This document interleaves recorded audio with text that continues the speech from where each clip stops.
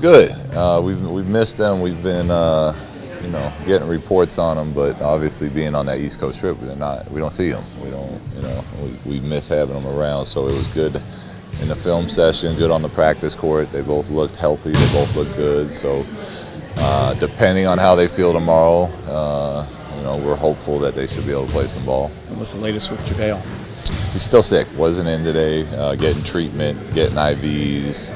That's kind of one of those things that, as up to him and the doctors, and whenever they feel he's good enough to play, he'll play again. Really see his value when he's not out there, especially with how teams attack you guys in the paint. How frustrating was that the last couple of games? Well, it's frustrating losing. It's frustrating giving up points at the rim. It's been an emphasis of ours this season. It's one of the reasons.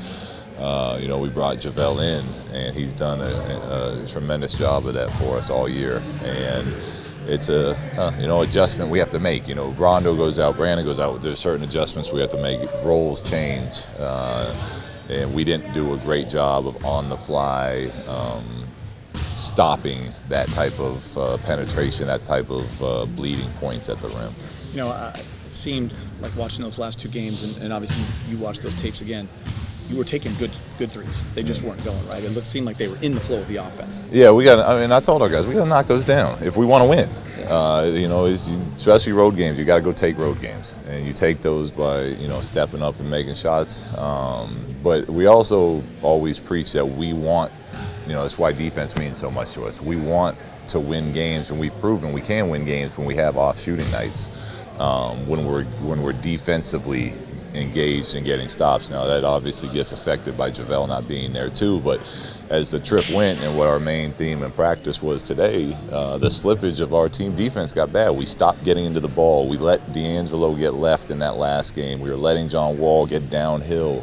So everything that we had been doing a better job of, we were starting to get slippage. Our weak side wasn't pulled in as tight as it was, earlier. So these are all things that are natural throughout a season, but we were able to finally get a practice day in today, so we'll get it corrected. Struggling from the free throw line is obviously it's hard to watch for fans, for coaches.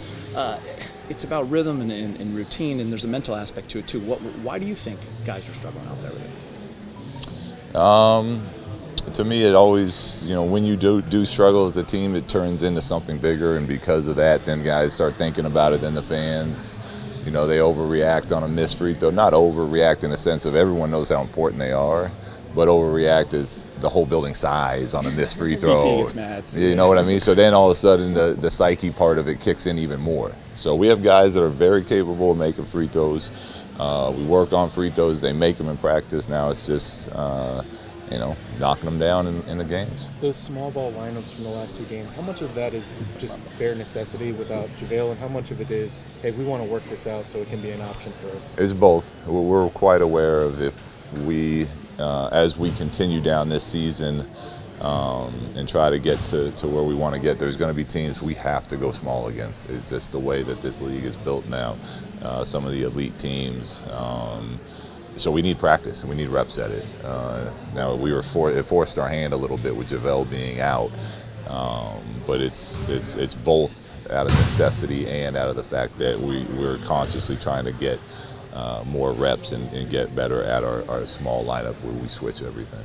How far has that come, and where does it still need to go in terms of being able to be a competitive small ball lineup? It's getting better, and part of it too is it goes back to a new group playing with each other and learning how to play with each other, and then there's within that now there's small groups that don't really practice together very often that have to learn how to play together and where to get those good shots from, and within that small group a lot of times it'll be LeBron and 4 21-year-olds. So it's, there's things that still need to be figured out. And, to me, the most important part of succeeding in a small lineup is being able to still play your shell defense. And that means you got guards playing big man spots, so they're supposed to come over and rotate and trap the box. And a lot of times right now we get small, we just kind of hug our own man, and we get out of our team defense. So it's something that we'll keep working on.